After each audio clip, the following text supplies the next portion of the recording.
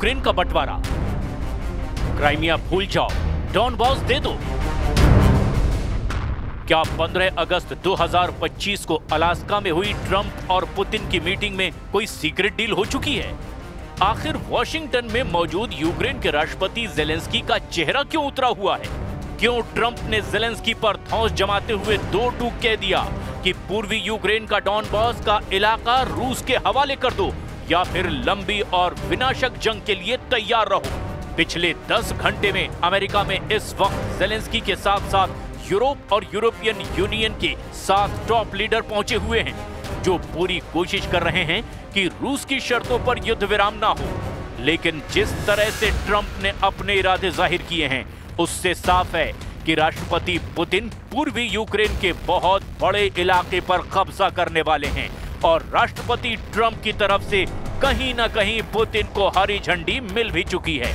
ऐसे में सवाल उठ रहे हैं कि अगर ट्रंप पुतिन से सीक्रेट डील यूक्रेन के बंटवारे पर कर चुके हैं, तो फिर ऐसी स्थिति में यूक्रेन का साथ यूरोप कैसे दे पाएगा, जो इस वक्त अमेरिका में ट्रंप से मीटिंग करके यूक्रेन को बचाने की कोशिश में जुटा है। हम आपको सबसे पहले ये दिखाते हैं कि इस वक्त अमेरिका की राजधानी वॉशिंगटन डीसी में रूस यूक्रेन युद्ध को लेकर ट्रंप की सोच क्या है और वो जेलेंस्की से क्या चाहते हैं। आधा यूक्रेन रूस को देंगे ट्रंप, क्राइमिया भूल जाओ, डॉनबास दे दो।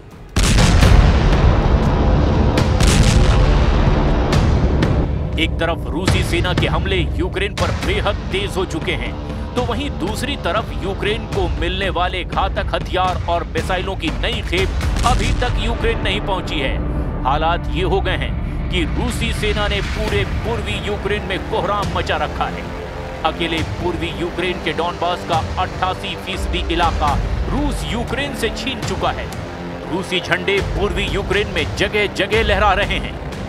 इधर जेलेंस्की को पूरी उम्मीद थी कि अलास्का में राष्ट्रपति ट्रंप पुतिन पर हावी हो जाएंगे और रूस को युद्ध विराम करने पर मजबूर कर देंगे। फ्रांस, ब्रिटेन, जर्मनी और यूरोपियन यूनियन के नेता भी यही मानकर चल रहे थे कि अलास्का में ट्रंप पुतिन पर बहुत भारी साबित होंगे। लेकिन जब अलास्का की मीटिंग बिना किसी नतीजे के खत्म हुई, तो यूक्रेन और यूरोप को भारी धक्का लगा। पुतिन से मीटिंग के बाद ट्रंप की वाणी और विचार पूरी तरह से रूसी नजर आने लगे। इस वक्त ट्रंप जो भी बयान दे रहे हैं, वो ऐसा लग रहा है कि जैसे पुतिन बयान दे रहे हैं। ट्रंप के ताजा बयानों ने तो साबित कर दिया है कि वो जेलेंस्की को यूक्रेन की जमीन सौंपने के लिए धमका रहे हैं। जरा देखिए, ट्रंप ने वॉशिंगटन में मीटिंग से पहले यूक्रेन और यूरोप को क्या नसीहत दे डाली।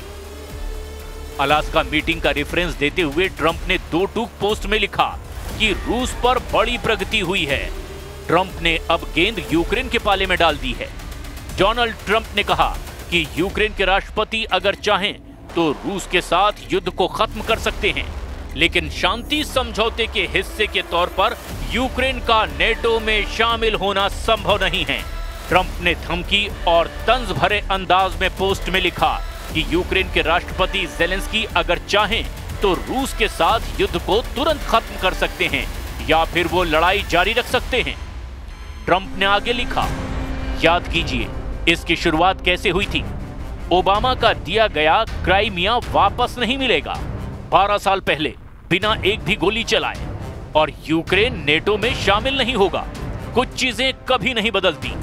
वहीं ट्रंप के विशेष दूत स्टीव विटकॉफ ने अमेरिकी मीडिया को दिए इंटरव्यू में कहा कि पुतिन ने अमेरिका को यूक्रेन के लिए मजबूत सुरक्षा गारंटी देने पर सहमति जाहिर की है।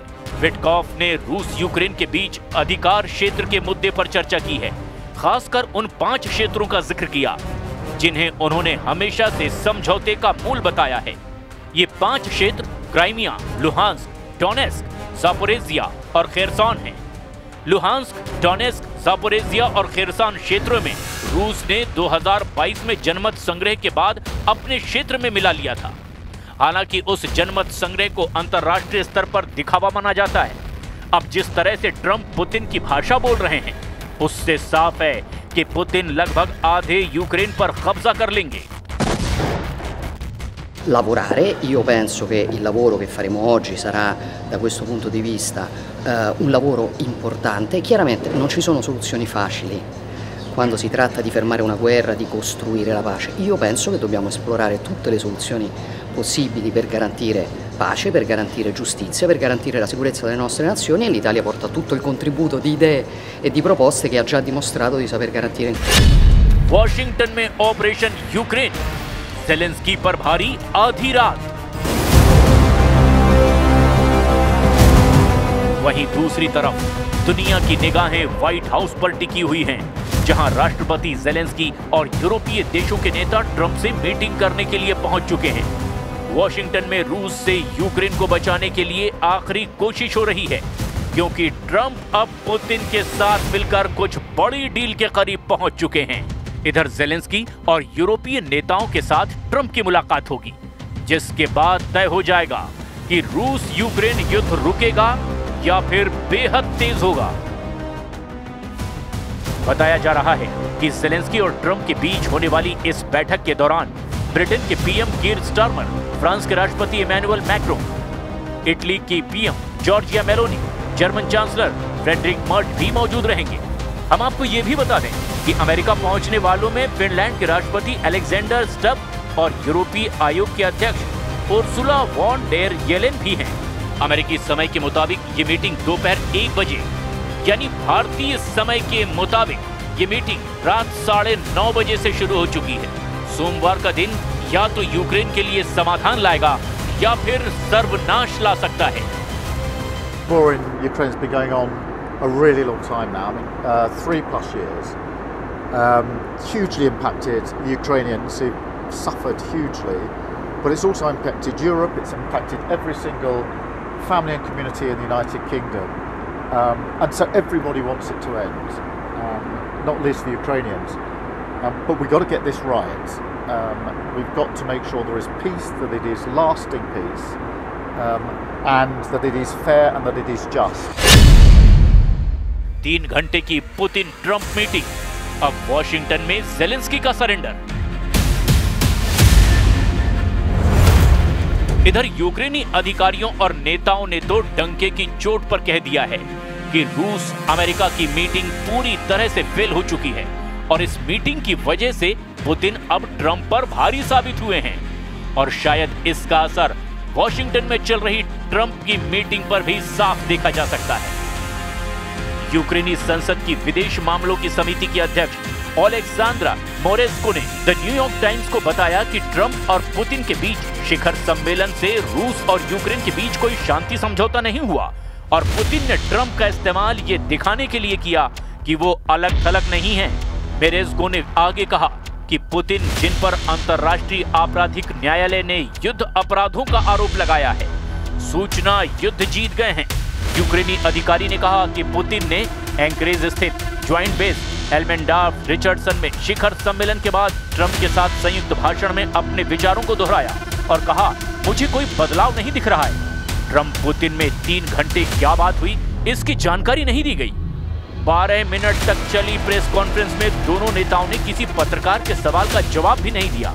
ट्रंप ने कहा कि बैठक सकारात्मक रही, लेकिन अभी कोई अंतिम समझौता नहीं हुआ। पुतिन ने कहा कि यूक्रेन युद्ध खत्म करने के लिए उसकी असल वजह को खत्म करना जरूरी है। पुतिन ने कहा कि अगर 2022 में ट्रंप राष्ट्रपति होते तो यूक्रेन युद्ध नहीं होता। इधर अमेरिका के राष्ट्रपति डोनाल्ड ट्रंप ने हार नहीं मानी है।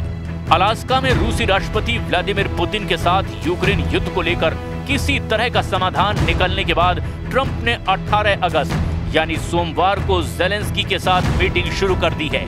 ट्रंप किसी भी कीमत पर रूस और यूक्रेन युद्ध बंद करना चाहते हैं, लेकिन लगता है पुतिन को जरा भी जल्दी नहीं है, क्योंकि रूस पहले से ही यूक्रेन के बड़े हिस्से पर कब्जा कर चुका है और अब पूरे पूर्वी यूक्रेन पर कब्जा करना चाहता है। जरा देखिए, अभी तक रूस ने यूक्रेन पर कहां-कहां कब्जा कर लिया है।